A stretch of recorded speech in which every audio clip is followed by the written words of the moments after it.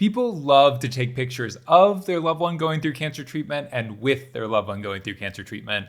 I know because I am very guilty of both. In one of the moments I included for August 1st in my book, Losing Linda May, a cancer caregiving memoir, my dad, two of my aunts, my cousin, and I take my mom down to the healing garden located within the transplant center that she was hospitalized at. However, when we got down there, we realized how hot it was and how sunny it was. My mom was immediately uncomfortable and just wanted to go right back up to her room. But before we did that, we of course had to get a picture together because we had visitors in town and we were in a new location. So we wanted to be able to post to social media and CaringBridge that we were all together and we were taking in this beautiful oasis within the transplant center, which we were literally in for 2 minutes, and half of that time was spent taking the picture. There were two motivating factors behind the taking of that picture. The first one I already kind of mentioned, which is that we needed something to accompany the latest update on CaringBridge and show that my mom was doing okay after she was diagnosed with that subdermal hematoma and in the lead up to this craniotomy that was ever approaching. The other was that we had visitors in town who wanted to prove to everyone in their lives that they had shown up for their loved one as they were hospitalized for an aggressive form of cancer treatment. I already mentioned at the beginning of the video that I was guilty of that same behavior. When my mom had been initially diagnosed and she was going through that first regimen of chemotherapy, R-CHOP, I would come back from New York City to be home with her during her treatments. And of course, I was snapping pictures with her and taking selfies with her and then posting about that or sending that to friends because that was my way of showing that I was stepping up for her. I was a good son. Look at how thoughtful I am. I'm coming home to be with her.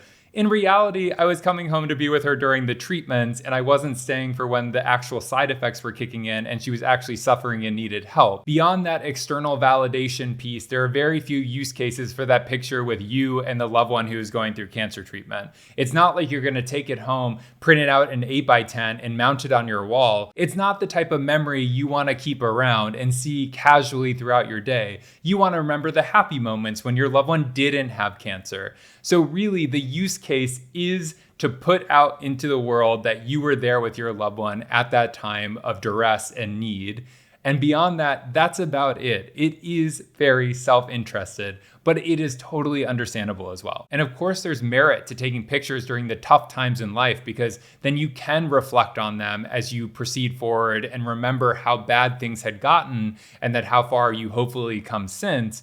But I promise you that's not really the motivation in your mind when you're leaning beside your loved one who's in a hospital bed receiving chemotherapy and taking a snapshot with them. No, you are taking it because you want to show that you were there with him. Let's just be frank. I also wanted to take pictures of my mom during those initial rounds of treatment because I felt like the cancer was just going to be a blip in her life. The treatment was going to be a novelty. She would never go through more treatment beyond that initial course of R-CHOP. So I wanted to document every moment just in case that if I ever wrote a book about the experience that I would have some reference point to jog my memory about what actually happened. There's a through line to everything that I've just said, and it's that the person who's actually going through the treatment for cancer is not really being factored in as to whether or not they want their picture taken. As I say in the introduction to my book, my mom was very much a people pleaser. So when someone pulled out a camera like myself during her chemotherapy treatments, she didn't really protest.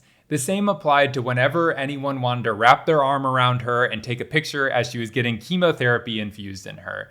She was along for the ride. She understood, I think, implicitly what was happening and that people wanted to show that they were supporting her. So in that way, it made sense why she was just going along with it. But I never asked my mom, do you want your picture taken right now? In fact, I actually remember her kind of protesting anytime I took out my camera. She would say things like, I look so terrible right now. Logan, why are you being so weird? Why do you want to take a picture of me in this moment? And I don't really remember anyone else asking if she was comfortable in those moments when they wanted to take a picture with her, especially when they were visiting from out of town. There was almost this assumption that if you were showing up for my mom, you'd at least get a picture out of it, which is really horrible to say, especially when you're dealing with someone who is going through really aggressive forms of cancer treatment that is potentially terminal. You really shouldn't have any expectations to take a picture of that person. What's even worse is that those pictures get automatically uploaded to social media and sent to friends and family without any sense of approval from the person who's going through treatment treatment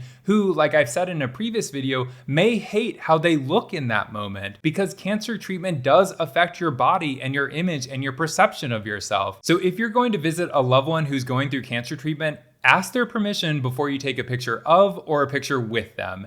And if they say no, respect their boundaries. Don't do what I did with my mom. And if they say yes, make sure to review the picture with them and make sure that they're comfortable with it. And then ask if it's okay if you post it anywhere or share it publicly in any way. Remember, you're doing a good thing by showing up for your loved one who's going through cancer treatment. You don't need to prove to the world that you were there by taking a picture with them or a picture of them. Tomorrow, August 2nd, I'll be uploading a video about the importance of nostalgia while going through cancer treatment. So hit subscribe, leave any questions in the comments, and I will see you all then.